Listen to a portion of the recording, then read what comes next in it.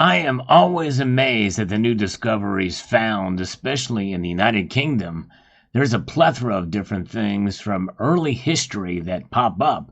That's something we don't have here in the United States and most of the Western Hemisphere when you have artifacts that date back over 1900 years like this one, an amazing discovery by volunteer archaeologists. This is a massive find, folks.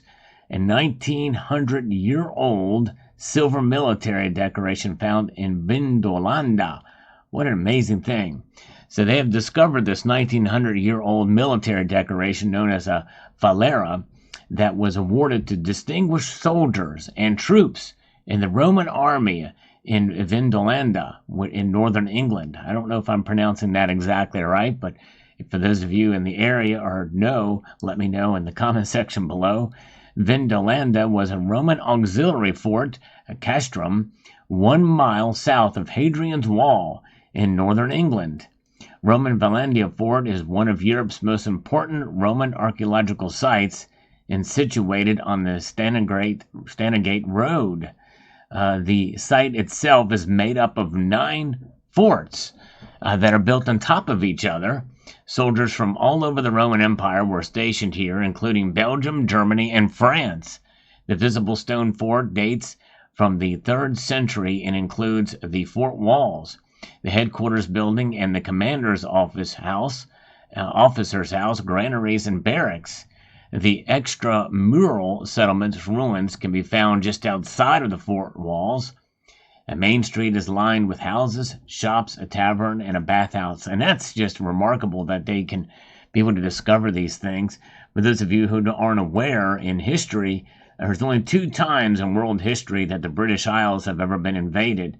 And the first time was by the Romans. And the second time was by the Normans, the attack of the invasion of the Normans in 1066, the Norman conquest there. But look at this thing, and this is it when it was taken out of the ground. Still looks really good here, but you can see here after they've cleaned it off how great this thing looks.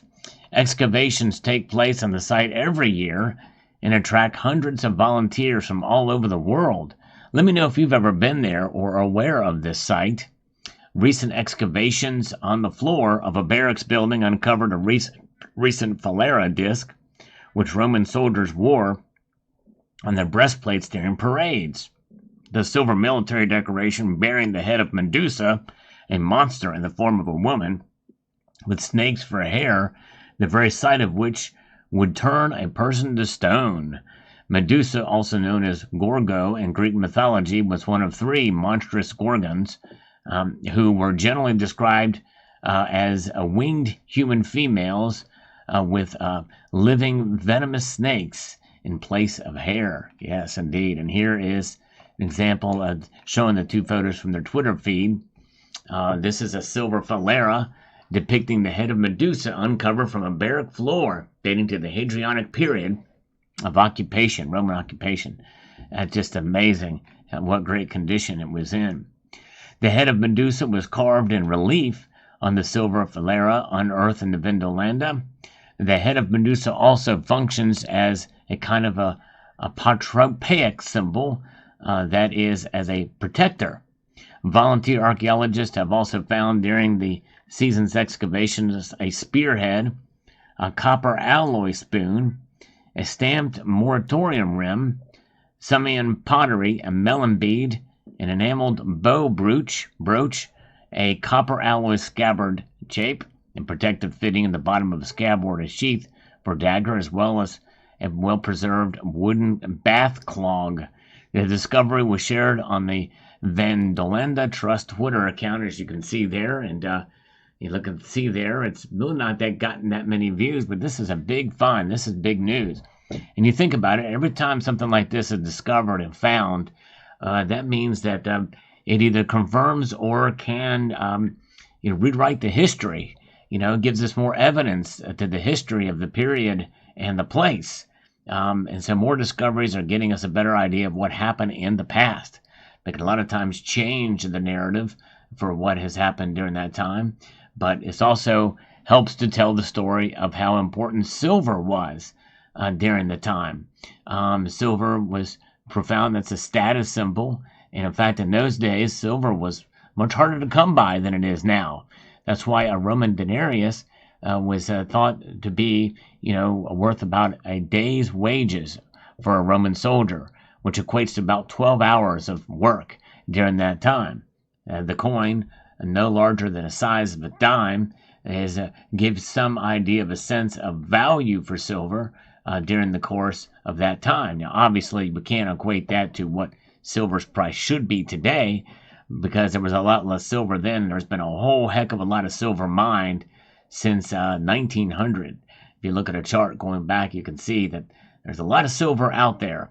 But nonetheless, silver is a metal of value, and it will continue to be, because there's really only so much of it in the ground, and it's still much, much more rare as an industrial metal than any of the other base metals that you find out there.